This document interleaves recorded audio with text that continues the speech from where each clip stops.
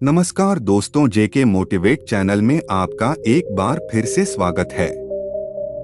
एक बार एक सम्राट के पुराने वजीर की मृत्यु हो गई। वजीर बहुत बुद्धिमान था, लेकिन उसकी अचानक मृत्यु हो गई, इसलिए अब नए मंत्री की तलाश शुरू की गई। साम्राज्य बहुत बड़ा था, इसलिए उसे संभालने के लिए एक बुद्धिमान और दूरदर्शी वजीर की जरूरत थी। पूरे राज्य में सबसे बुद्धिमान और चतुर व्यक्ति की तलाश शुरू हो गई है। इसके लिए राज्य भर में कई तरह की परीक्षाएं आयोजित की गईं। पूरे राज्य से विचारशील और बुद्धिमान व्यक्तियों को चुना गया और फिर उनकी और भी कठिन परीक्षाएं ली गईं और अंत में केवल 3 चुने हुए व्यक्तियों को राजधानी लाया गया ताकि सम्राट उनकी अंतिम परीक्षा ले सके।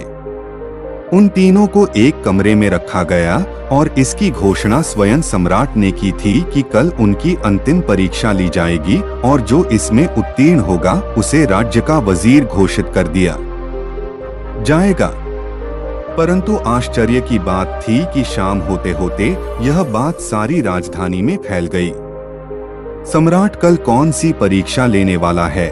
सारे शहर में इसी बात की चर्चा होने लगी। सम्राट एक बहुत ही अजीब परीक्षा लेना चाहता था। कल सुबह उन तीनों को महल के एक बड़े कमरे में बंद कर दिया जाएगा और एक बड़ा ताला लगा दिया जाएगा। उस कमरे का दरवाजा, वह ताला उस राज्य के कारीगरों, गणितज्ञों और इंजीनियरों द्वारा बनाया गया था। उस ताले पर कोई चाबी नहीं थी, केवल कानून पर गणित के कुछ अंक लिखे हुए थे और उन अंकों में कोई पहेली छिपी हुई थी। जो उस पहेली को हल कर लेगा वही उस ताले को खोल पाएगा। धीरे धीरे यह बात उन तीनों तक पहुंच गई कि कल उन तीनों को एक कमरे में बंद कर दिया जाएगा और वहां ताला लगा दिया जाएगा। इसकी कोई चाबी नहीं है, बस उस ताले पर गणित के कुछ नंबर खुदे हुए हैं जिसमें एक पहेली छिपी हुई है।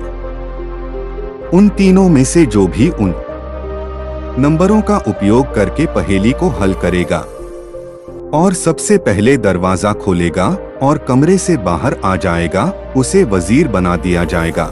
यह सुनते ही 3 में से 2 बाजार की ओर भागे और ताले के बारे में जितनी भी गणित की किताबें मिल सकती थीं वे सब ले आए और उनका अध्ययन करने लगे। लेकिन तीसरी सबसे अजीब थी, वह न तो कहीं गया और न ही कोई किताब लाया और अंधेरा होते ही सो गया। बाकी दोनों ने सोचा कि शायद डर के मारे उन्होंने परीक्षा न देने का निर्णय लिया, या हो सकता है उन्हें विश्वास ही न हो कि जो खबर सामने आई है वह सच है। लेकिन फिर भी उन्होंने कोई मौका छोड़ना ठीक नहीं समझा, क्योंकि यह जीवन में एक बार मिलने वाला मौका था। वे पूरी रात जागकर किताबें पढ़ते रहे, ताला विज्ञान से संबंधित जो भी साहित्य था। जब सुबह हुई तो तीसरा व्यक्ति उठा और उन तीनों को सम्राट के सामने पेश किया गया। वहां उन्हें पता चला कि यह अफवाह सच थी।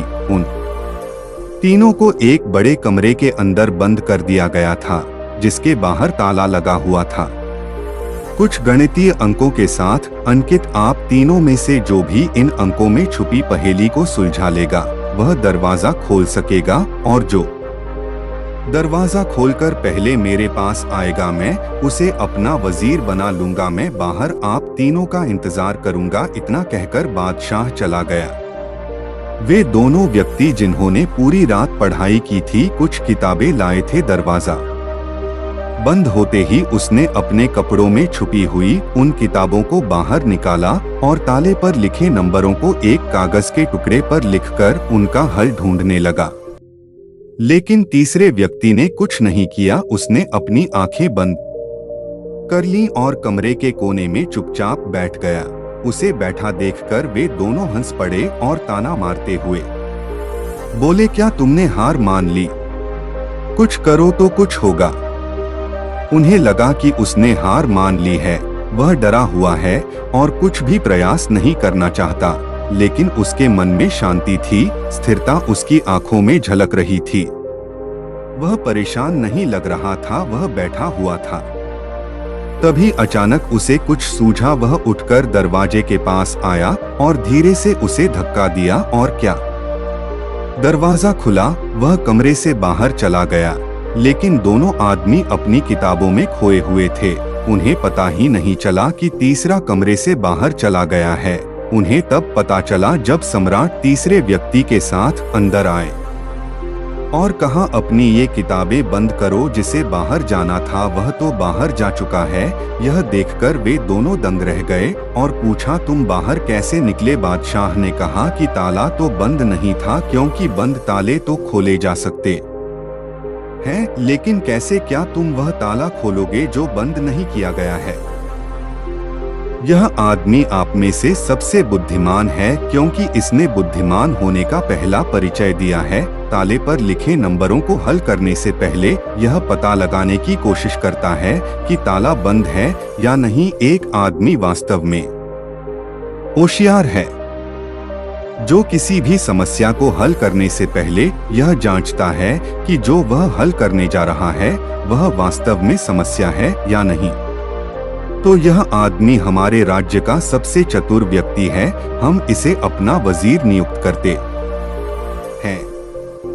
तो दोस्तों, इस कहानी से यही सीखने वाली बात है कि जब भी हमें लगे कि हमारे सामने कोई बड़ी समस्या है, तो घबराकर उस समस्या का समाधान ढूंढने की बजाय हमें शांति से सोचना चाहिए कि जो मैं समझ रहा हूँ वह वास्तव में समस्या है या नहीं, या वास्तविक समस्या कुछ और है जो मैं अभी नहीं देख पा रहा हूँ। दोस्तों, कहानी पसंद आई हो तो हमारे चैनल जेके मोटिवेट को लाइक और कमेंट जरूर करें। धन्यवाद।